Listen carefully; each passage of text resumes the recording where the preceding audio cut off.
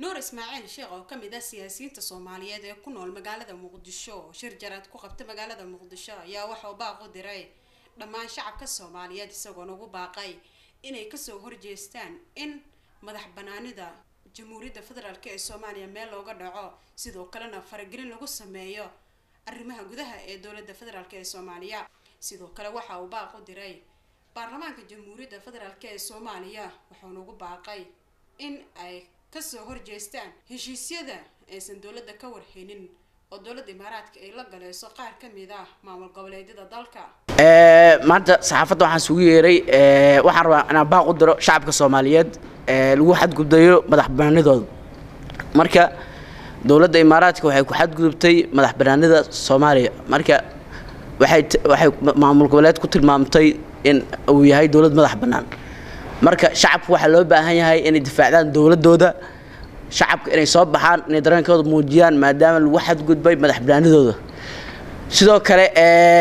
heshiiskii Somaliland iyo dawladda dhexe u dhaxeeyay waxay muujinaysaa in dawladda Imaaraadka ka xun tahay arintaas ayna faragelinayso si uu burburana arintaan ay ugu soo aadisay marka arintaas waa arin laga xumaado shacabka Soomaaliyeed waxa uu baaqayaa in ay isku soo baxaan dareenkooda ay muujiyaan maadaama lagu xadgudbay madax banaanidooda ayna difaacdaan dalkooda sidoo kale dalku wuxuu leeyahay baarlamaan xildhibaanada sharafta leh waxaan u baaqayaa in ay maanta dalkooda ay badbaadsadaan ayna u istaagaan go'aan cadna ay ka qaataan arinta Imaaraadka ee ku saabsan degada Berbera sidoo kale waxaan rabaa inaan baaq u diro baaq qaasal mida waxaan rabaa inaan u diro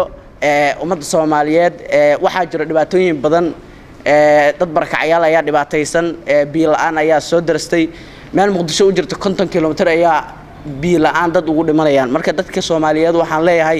iscaawiya maanta oo isku gurmada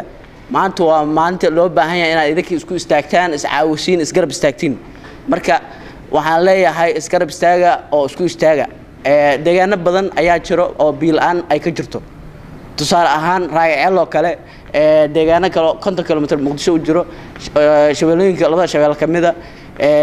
deegaanada ay ku nool yihiin barakacayaal sidoo kale dhibaatooyin ayaa ka taagan marka waxaan leeyahay dadka Soomaaliyeed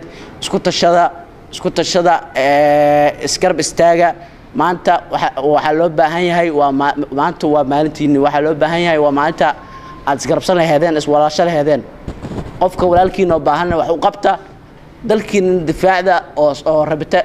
tusa dawladda Imaaraadka in aynan igu xadgudbi karin oo banaanbax sameeyo